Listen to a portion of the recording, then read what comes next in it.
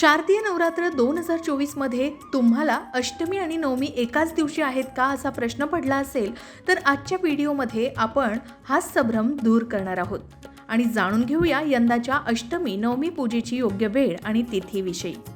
चला तर मग वेळ न घालवता सुरुवात करूया, पण त्याआधी आमच्या चॅनलला सबस्क्राईब नक्की करा, कारण आतापर्यंत 80% लोकांनी आमच्या चॅनलला सबस्क्राईब केलेलं नाही. त्यांनीही लाल सबस्क्राईब बटन नक्की दाबा. शारदीय नवरात्र उत्सवात 11 ऑक्टोबर रोजी महाअष्टमी आहे.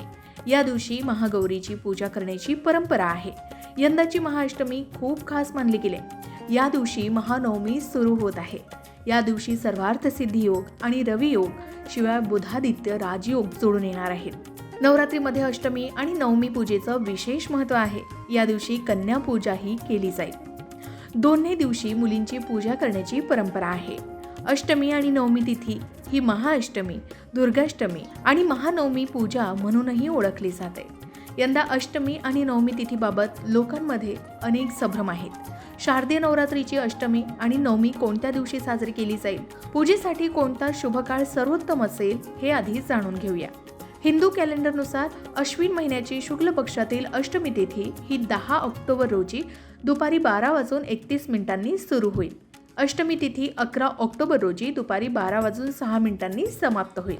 अशा स्थितीत 11 ऑक्टोबर 2024 रोजी नवरात्रीची महाअष्टमी पूजा साजरी होणार आहे. 11 ऑक्टोबरला आहे शुक्रवार. याच दिवशी दुर्गाष्टमी साजरी केली जाणार आहे. याचबरोबर नवमी तिथी ही 11 ऑक्टोबर रोजी शुक्रवारी दुपारी 12:06 सुरू होणार आहे आणि 12 ऑक्टोबर रोजी सकाळी 10:58 नवमी तिथी समाप्त होईल.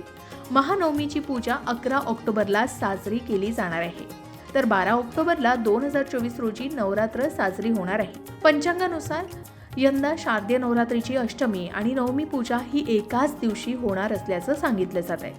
महाअष्टमी आणि महानवमीची पूजा 11 ऑक्टोबरलाच केली जाणार आहे. 11 ऑक्टोबर रोजी आपण अष्टमीची पूजा दुपारी 12:06 आधी करू शकता आणि त्यानंतर महानवमीची पूजा करू शकता. या दिवशी कन्यापूजनही करण्यात येणार आहे.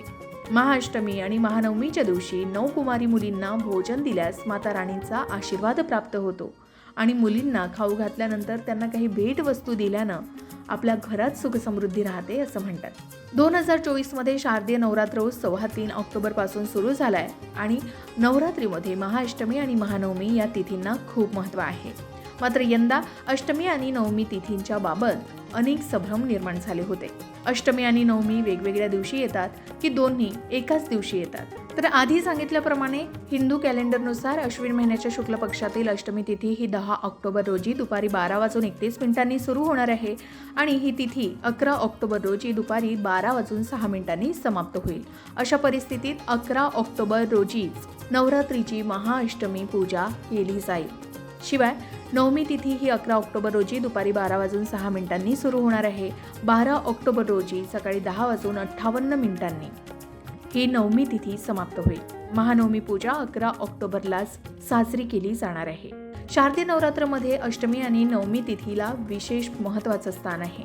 महाअष्टमीच्या दिवशी अविवाहित मुली, ज्यांना कन्या म्हणूनही ओळखलं जातं, त्यांची स्वतः देवी दुर्गेची रूप म्हणून पूजा केली जाते.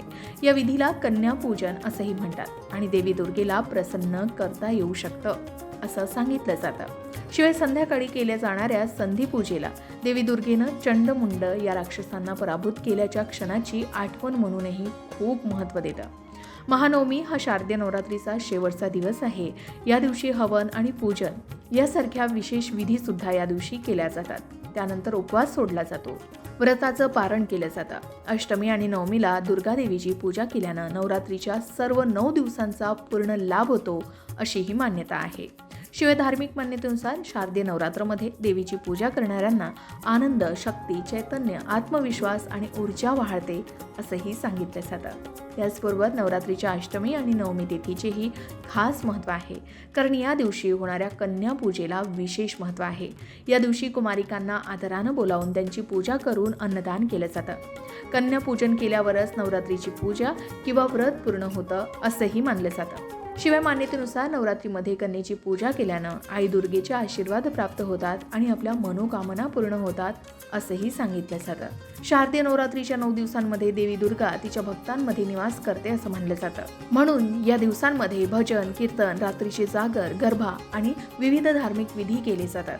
आधी सांगितल्याप्रमाणे शारदीय नवरात्रोत्सवाला यंदा 3 ऑक्टोबर रोजी सुरुवात झाली आणि हा सण 12 ऑक्टोबर रोजी संपणार आहे।